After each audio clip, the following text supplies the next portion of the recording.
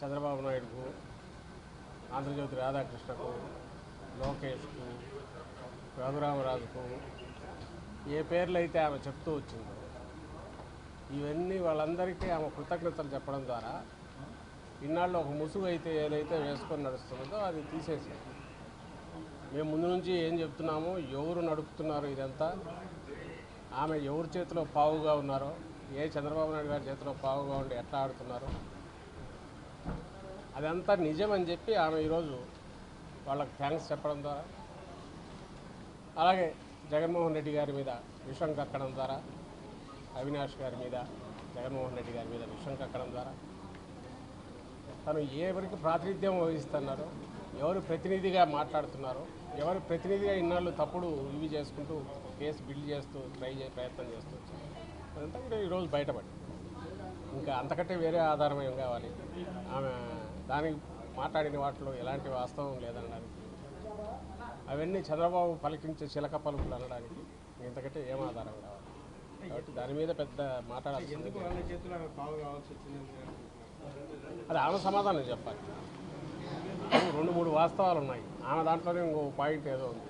తన తండ్రి ఎమ్మెల్సీగా ఓడిపోవడానికి కారణం ఏంటి, దానికి వీళ్ళే కారణమని ఆమె ఈరోజు ఆ రోజు 2017లో ఎమ్మెల్సీ ఎలక్షన్ జరిగినప్పుడు దాదాపు 160 పైగా ఓట్లు ఎక్కువ వైఎస్ఆర్సీపీకి ఉన్నాయి. అంటే సాలిడ్గా కడప జిల్లా స్థానిక సంస్థల కోటా కింద వైఎస్ వివేకానందరెడ్డి గారు కంపింగ్ మెజారిటీతో గెలవడానికి కావాల్సినంత మెజారిటీ ఓట్లు పార్టీకి ఉన్నాయి. అందుకోసమే జగన్మోహన్ రెడ్డి గారు తన చిన్నాన్నను దానికి పోటీ దించారు. ఓడిపోయే సీటు చంద్రబాబు నాయుడులాగా పెట్టలే. మా సీటు ఏదైందో దానికి తన చిన్నాన్న గారిని పెట్టారు. ఏ చిన్నాన్న గారిని? ఎవరైతే జగన్మోహన్ రెడ్డి గారి తండ్రి చనిపోయిన తర్వాత రాజశేఖర రెడ్డి గారు చనిపోగానే అటువైపు వెళ్ళి జగన్మోహన్ రెడ్డి గారి రాజకీయంగా అంతు చూడాలని పోటీకి దిగారు వివేకానందరెడ్డి గారు. జగన్మోహన్ రెడ్డి గారి తల్లి గారి మీద, విజయమ్మ గారి మీద ఆయనను దగ్గరికి తీసుకొని ఆయన అలాగే వచ్చి కలిసిపోయారు పార్టీలో. అన్నీ అంతకుముందు ఏమేం చేశారో అవన్నీ పొరపాటు అని గ్రహించారు, ఓపెన్గా చెప్పారు, వచ్చేశారు. అంతే ఇదిగా దగ్గరగా ఈయన తీసుకున్నారు. ఆయన అడగకుండానే ఆయన ఎమ్మెల్సీగా పోటీ పెట్టారు. ఆయన గెలిచి ఉండాలి సునాయాసంగా 160 ఓట్ల మెజారిటీతో, పైచిలుకు ఓట్ల మెజారిటీ. అలాంటి వ్యక్తి మీద పోటీ చేసింది టీడీపీ నుంచి ఎవరు? ఈరోజు ఎవరైతే వీళ్ళు థ్యాంక్స్ చెప్తున్నారో ఆ ముఠాకు చెందిన బీటెక్ రవి. అతను గెలిచి తన తండ్రి ఓడిపోయినందుకు కుట్ర అంటూ పన్నితే ఎవరు పన్నిండాలి?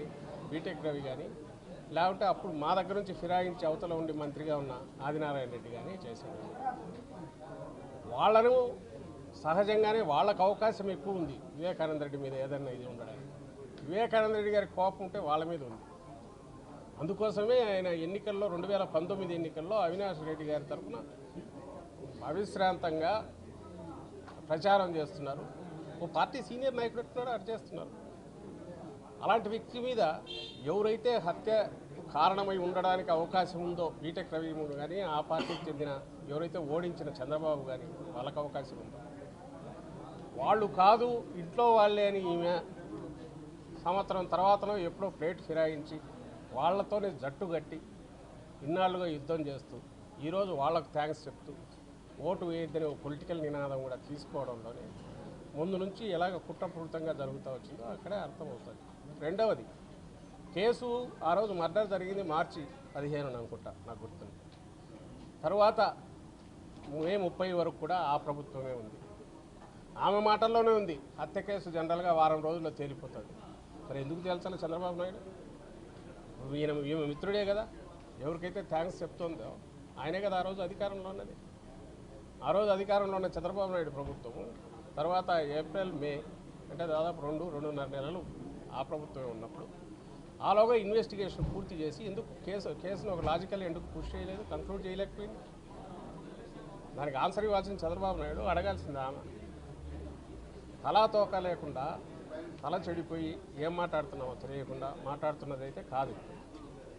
ఈరోజు పూర్తిగా ఓ రాజకీయ కుట్రతో ఆమె అక్కడికి వెళ్ళి ఢిల్లీలో ప్రెస్ కాన్ఫరెన్స్ పెట్టారని అర్థమవుతుంది. ఎన్నికలు దగ్గరికి వస్తున్నాయి కాబట్టి చంద్రబాబు నాయుడు ఉసిగొల్పి ఇంకొకరితో ఇలాంటివి మాట్లాడించడం, ఆయన అస్త్రాలన్నీ ఓటౌట్ తీసుకుని ఏ రకంగా ఇది చేస్తున్నారు, ఇది ఒక ఉదాహరణ మాత్రమే అవుతుంది. ఎన్నికల్లో పోటీ కూడా చేస్తారు సార్. వైసీపీ అభ్యర్థులంతా స్మగ్లర్లు, గోండాలు ఉన్నారని చెప్పేసి చంద్రబాబు నాయుడు ఆరోపిస్తున్నారు. వైసీపీ అభ్యర్థులంతా కూడా స్మగ్లర్లు, గోండాలు అని ఆయన జగన్మోహన్ రెడ్డి గారిని అంటున్నారు. ఆ తర్వాత వైఎస్ఆర్సీపీ మరి వాళ్ళల్లోనే బయటకు పోయిన వాళ్ళని తీసుకుంటున్నారు. మరి వాళ్ళంతా గుండాలు వాళ్ళు అయితే వాళ్ళు పోగానే బయటకు పోగానే స్వచ్ఛమైన వాళ్ళు అయినారేమో ఆయనే చెప్పాలి, లేదా జనసేనలో తీసుకుంటున్న వాళ్ళు చెప్పాలి. ఎలక్షన్లు వస్తున్నాయి, ఎన్నికలు వచ్చినప్పుడు ప్రజలకు ఏం చేస్తామో లేదా ప్రజలకు మేమేం చేయలేకపోయామో ఎత్తి చూపి వాళ్ళేం చేయగలరో చెప్పిపోవాల్సింది, అది వదిలేసి అసలు ఊరిక తిట్లు బూతులు తప్ప ఏం లేకుండా మాట్లాడేవాళ్ళం. వాటి గురించి మీరు అడగడం నేను సమాధానం ఏం చెప్తాను. సునీత కూడా ఎన్నికల్లో పోటీ చేసుకున్న ప్రచారం వస్తుంది, మంచిదే కదా. ఇప్పుడు పొలిటికల్ సైడ్ తీసుకున్నాక ఎన్నికలకు 40-50 రోజుల ముందు ఆమె బయటకు వచ్చి ఒక స్టాండ్ తీసుకొని సిబిఐ కోర్టుల మీద అన్నిటి మీద ఇచ్చేస్తూ ఈరోజు ఎన్నికల్లో కూడా పోటీ చేయాలంటే చేయడం మంచిదే కదా. జనం డిసైడ్ చేస్తారు. ఆయన కూడా ప్రజా కోర్టులో అనేది కరెక్ట్, మంచిదే. కానీ నాకు తెలిసి ఎవరు ఓ హత్య గురించో జగన్మోహన్ రెడ్డి గారు కూడా తన మీద పెట్టిన తప్పుడు కేసులే చూసి నాకు ఓటు వేయండి వాళ్ళు తప్పుడు కేసులు పెట్టారని పోలే, ప్రజల ఇష్యూస్ మీద పోయాడు. చంద్రబాబు నాయుడుకి అదే అప్లై అవుతుంది. నన్ను అరెస్ట్ చేశారని ఏడ్చుకుంటూ పోయి అందువల్ల నన్ను ఎన్నికల్లో గెలిపించండి, అరెస్ట్ చేసిన వాళ్ళంతా మమ్మల్ని తగిన వాళ్ళంతా దొంగలు, మా వాళ్ళని ఎవరిని అరెస్ట్ చేయకూడదు, ఈరోజు నిన్న పట్టుకున్నారు ఒక కొడుకుని చేస్తే కూడా అదే స్టాండ్ తీసుకుంటున్నారు. అంటే ఏ చట్టము ఎలాంటివి మాకు అప్లై కాకూడదు అనుకునే బాపతు వాటి ఆధారంగా ప్రజలు నిర్ణయం తీసుకొని వాళ్ళకు ఓటు వేయాలి, జగన్మోహన్ రెడ్డి గారికి వ్యతిరేకంగా వేయాలనే ఆగింత మాటలు ఏవైతే మాట్లాడుతున్నారో ఇలాంటి వాళ్ళంతా ఈరోజు ఈమెతో సహా, దానికి ప్రజలకు సంబంధం ఏముంది? చట్టాలు ఉన్నాయి, కోర్టులు ఉన్నాయి, తెలుసుకోవాల్సింది. జగన్మోహన్ రెడ్డి గారు ఏ రోజు ఇట్లాంటి మాటలు మాట్లాడలేదే. ఆయన ప్రజలకు ఏం చేస్తారని చెప్పారు, దాని ప్రకారమే ప్రజల్లోకి వెళ్ళారు. చంద్రబాబు నాయుడు కూడా అలాగే వెళ్ళాలి, లేదా వివేకానంద రెడ్డి కుమార్తె సునీత గారు పోయినా అలాగే పోవాలి, ఇంకోరు పోయినా అలాగే పోవాలి. ప్రజలు కోరుకునేది అది. కానీ నాకు అన్యాయం జరిగిందని తప్పుడు ఆరోపణ చేసి అందువల్ల మీరందరూ ఆయన శిక్షించండి, లేకపోతే మీరంతా కూడా ఇదని చెప్పి ప్రజలను నిందించడం, అసలు అది ఎంతటి అలుసు ఉందో వీళ్ళకి నాకు అర్థం కావట్లేదు. కానీ ప్రజలన్నా వాళ్ళ నిర్ణయం అన్నా కూడా, లేదా డెమోక్రసీ అనే ఎలక్షన్లు అన్నా వాళ్ళకు జరిగిన తప్పు ఏదైనా ఇది జరిగితే ఆ జరిగిన దాంట్లో కూడా అనుమానాలు ఉన్నాయి. ఎవరెవరు రోలు ఉన్నాయంటే వాళ్ళ కుటుంబ సభ్యుల రోలు కూడా ఉందేమో అని అనుమానం ఉంది అందరికీ. వాటిలోనే మొత్తం ఆ నెరేటివ్ కానీ లేదా సిబిఐ ఇన్వెస్టిగేషన్లో ఏమంటారు వాంగ్మూలాలన్నీ లోతుగా పోయి చూస్తే అన్నింటిలో అది కనపడుతుంది. దాని నుంచి తప్పించుకోవడానికి దొంగ అన్నట్టు ఇట్లా తిప్పి కొడుతున్నారేమో అనే అనుమానం కూడా వస్తుంది. అలాంటి ఎంక్వైరీ జరిగితే అన్నిటి మీద జరగాలి, వాటి మీద కూడా జరగాలి. ఇంత జరగాల్సిన నేపథ్యంలో ఒక అప్రూవర్ని తప్పుడు ఎవడైతే క్రియేట్ చేసి హంతకుడినే అప్రూవర్ చేసుకొని ఎవడైతే తన తండ్రిని కిరాతకంగా ఎట్లా నరికానో కూడా చెప్పినోడు, ఇక గొడ్డలు అంటున్నారు, ఆ గొడ్డలతో ఎట్లా నరికాడో ఎట్లా చేశాడో అని చెప్పినాడు, వాడిని హక్కుని చేర్చుకొని వాడిని తమ్ముడు కిందనో అన్న కిందనో చూస్తాం మాట్లాడే వీళ్ళని చూసి ఏమన్నా అర్థం కావాలి. మంచిదే కదా, ముసుగులన్నీ తొలగితే మంచిదే కదా. అది ఎన్డీఏలో చేరడం ఏంది, పోయి కలిశారు, సీట్ల గురించి కూడా మాట్లాడుకుంటున్నారన్నారు. నిన్న ఆ స్టేజ్ మీద పవన్ కళ్యాణ్ కూడా చెప్పాడు, బీజేపీ కూడా ఇది రావాలి, దానికి కూడా ఇది కావాలమ్మా మిత్రపక్షం అని చెప్పాడు. జరుగుతున్నాయేమో, వాళ్ళు ఏమనుకుంటున్నారో మనకు తెలియదు. కానీ చంద్రబాబు నాయుడు అయితే ఆల్రెడీ వాళ్ళ దీంట్లోకి వెళ్ళిపోయారు, బీజేపీతో కలిసిపోయారు. వాళ్ళలో కలవాలని విపరీతంగా తాపత్రయపడుతున్నారు, బీజేపీతో గుర్తుపెట్టుకోవాలని. వాళ్ళ అండ కూడా తీసుకొని ఏదో ఒక రకంగా మళ్ళీ అర్జెంటుగా కుర్చీ ఎక్కాలని చూస్తున్నారు అనేది అయితే ప్రజలందరికీ స్పష్టమైంది.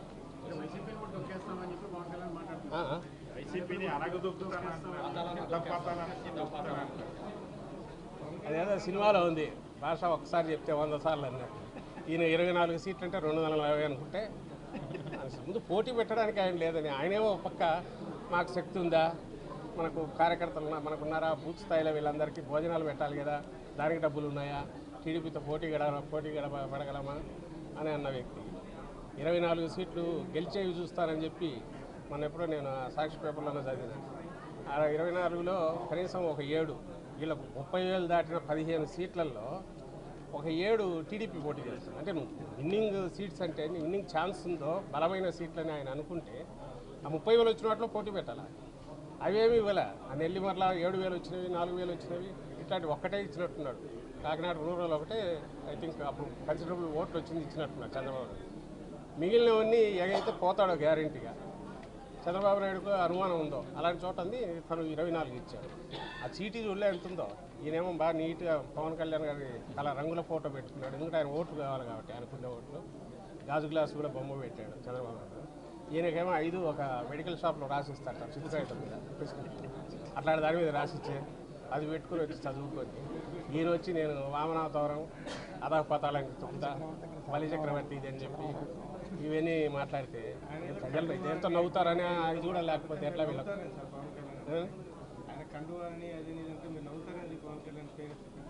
మేము నవ్వుతామంటే ఆయన మాట్లాడుతున్నాయి నిజంగా సీరియస్గా పొలిటికల్ పార్టీ పెట్టంతో ఎవరన్నారు. 2000 ఎప్పుడైనా మొదలుపెట్టింది 14లో ఫస్ట్ దిగాడు. అంతకుముందు నుంచి అంటున్నారు 10 ఏళ్ళు అయింది. పోలిక సమకాలీన చరిత్రలో క్లియర్గా ఇంకో పక్క జగన్మోహన్ రెడ్డి గారు ఉన్నారు. ఆయన 2012లో తను పెట్టారు పార్టీ. 12లో పార్టీ పెట్టారు. 14లో 175 స్థానాలకు 14కు ముందే స్థానిక సంస్థల్లో మొత్తంగా పోటీకి దిగారు. ఎవరైనా రాజకీయ పార్టీ డెమోక్రసీలో పెట్టాలంటే నీకు నిజంగా ప్రజలకు ఏదైనా సేవ చేయాలంటే ముందు 175 నియోజకవర్గాలకు ఇన్ఛార్జీలను పెట్టడం, కమిటీలు పెట్టడం ఏదో సీరియస్నెస్ ఉంటుందిగా. ఎక్కడుంది ఆయన సీరియస్నెస్? ఈయన చెప్పి స్టేట్మెంట్ రాసిస్తే చదవడము, ఈయనకు అవసరమైన ఇప్పుడు బయటికి రావడము, మళ్ళీ లోపలికి వెళ్ళిపోవడం, 6 నెలలకు 2 నెలలకు ఒకసారి ఇచ్చుకోవడం సీరియస్నెస్ ఎక్కడ ఉంది? ఈరోజు మనకు లేదు కదా. మనం ఎదిగే పార్టీ అంటే ఆయన కూడా విజన్ 2070 ఏదో పెట్టుకొని జనసేన విజన్ 2070 అప్పటికి మేము ఇది చేస్తామని ఏదైనా పెడితే పెట్టుకోవాలి. అలాంటిది లేకుండా ఊరికి మా మీద తిట్టి సినిమా డైలాగులు పని చెప్పి ఇవి చేయడం అంటే ఎవరి కోసం పని చేస్తున్నారో అర్థమవుతుంది. ఇక్కడికి వచ్చేది నాకు కనపడేది ఏంటంటే చంద్రబాబు నాయుడు ఇద్దరిది క్యాచ్ 22 అని ఉంటుంది. ఇటు వెనక ముందుకు పోలేని పరిస్థితి. ఆపు ఓట్లు రావాలా బాగా, అవి ఆయన తరఫున అవన్నీ మొత్తంగా తనకు రావాలా. చంద్రబాబు నాయుడు రావాలంటే పవన్ కళ్యాణ్ ఇమేజ్ బాగా పెంచాలా. అది కొంత పెంచినారు. లార్జర్ దాన్ లైఫ్ సైజ్ ఇది క్రియేట్ చేశారు ఆ ఎల్లో మీడియా వాళ్ళందరూ కలిసి. మరి అంతైనాక ఎక్స్పెక్టేషన్స్ పెరుగుతాయి. ఆయన అభిమానులు లేక ఎవరన్నా నిజంగా ఓట్లు వేయాలనుకున్నారు. మరి నువ్వు సీఎం అవుతావా అని వాళ్ళకి దానికేమో అవకాశం లేదు. సో ఇప్పుడు ఏం చేయాలి? అందువల్ల ఇక్కడికి వచ్చేసరికి ఆ ఆశలు అంత పెరగకపోతే ఓట్లు రావు, పెంచకపోతే. అవి పెంచిన తర్వాత సీట్లు ఇవ్వకపోతే వాళ్ళ అక్కడ నుంచి అంతే బూమరాంగ్ అవుతుంది, అంతే నెగటివ్ బ్యాక్లాష్ వస్తుంది. అది ఈరోజు కనపడదు. అల్టిమేట్ రిజల్ట్ మేము ముందు నుంచి ఏం చెప్తున్నాము అదే జరుగుతుంది. ముందు నుంచి ఏం చెప్పాము, ఈయన ఆయన జోబులో లేదా ఆయన కీ ఇస్తే ఆడేది, ఆయన పెట్టుకున్న అవుట్ సోర్సింగ్ ఏజెన్సీ లాంటిది, దాని నుంచి కావాల్సిన లాక్కోవడం ఒకటే. ఈయన దాని బదులు ఈయన పార్టీలో పెట్టుకుంటే సరిపోతుంది. పార్టీలో పెట్టుకుంటే అంటే వాళ్ళు ఎవరు ఈ పార్టీకి ఓటు వేయాలి. దానికోసం ఈ ముసుగు వేసాడు. ముసుగు తీయగానే ఈ బ్యాక్లాష్ మొదలైంది. సో ఆయన బోకరింపులు, ఆయన అరుపులు ఏం చేసినా నిన్న మొత్తం తాడేపల్లి కూడా జరిగిన సభానబడే ఏదైతే వాళ్ళు ఉందో అది చూడగానే అయిపోయింది. ఇది అటర్ ఫ్లాప్ క్లోజ్ అయిపోయింది. వాళ్ళు అంతకుముందు సీట్ల దగ్గరే ఫస్ట్ దెబ్బ పడిపోయింది. రెండోది ఆ సభ పెట్టుకున్నారు. ఫస్ట్ సభ అనుకుంటా ఇది లిస్టు ప్రకటించారు. అది మొత్తం ఫ్లాప్ షో అయ్యేసరికి ఇంకా అసలు వీళ్ళది ఏం లేదనేది కనపడుతుంది. రేపు రిజల్ట్స్ కూడా అదే వస్తాయి. మా దీనికి సంబంధించినంత వరకు టాలీ కూడా మేము అనుకున్న టార్గెట్ రీచ్ అవుతుంది. అంటే కాపు నాయకులు కూడా అభ్యంతరం వ్యక్తం చేస్తున్నారు సార్. హరిరామ్ జోగి లాంటి వ్యక్తులు కూడా లెటర్ రాస్తున్నారు. కనీసం జైల్లోకి వెళ్ళి అవుట్లెట్గా మద్దతు వచ్చి కూడా కాబట్టి 24 సీట్లకే పరిమితం అయ్యారని చెప్పి అది మేమంటున్నది అదే. ఎవరైతే వాళ్ళకు నిజంగా ఆయన అభిమానించే వాళ్ళు లేకపోతే ఆ సామాజిక వర్గం వాళ్లకు ఏమన్నా ఇది ఉంటే ఆయన కావాలని కోరుకుంటారు. కానీ పవన్ కళ్యాణ్ గారిని చంద్రబాబు వేయడానికి ఈయనకుంటే ఉండొచ్చు రీజన్స్. పవన్ కళ్యాణ్ ఒప్పందాలో లోపాయికారివో ఇలా ఈయనకుండొచ్చు. వాళ్ళకి ఎందుకు ఉంటుంది? వాళ్ళకి ఈరోజు హోప్ పెట్టుకున్నారు. మేము చెప్తున్నాం ఇవి కూడా 20-30 ఉంచని. ఆయన అందుకే ఈయన సన్నాయి నొప్పులు నొక్కుతున్నారు పవన్ కళ్యాణ్. 6 నెలల నుంచి సీట్లు ముఖ్యం కాదు, మనం ఎంతసేపు ప్రజాసేవ ముఖ్యం, ప్రజల తరఫున క్వశ్చన్ చేయడం అవసరం అని అంటున్నా కూడా వాళ్ళకి ఎక్కల. ఇప్పుడు ఫైనల్గా ఇది కనపడింది. ఎప్పుడైతే వాళ్ళు ఎక్స్పెక్ట్ చేశారో వాళ్ళు షాక్ తింటారు, ఖచ్చితంగా డిసప్పాయింట్ అవుతారు. అదంతా ఈరోజు రిఫ్లెక్ట్ అవుతుంది. నమస్తే.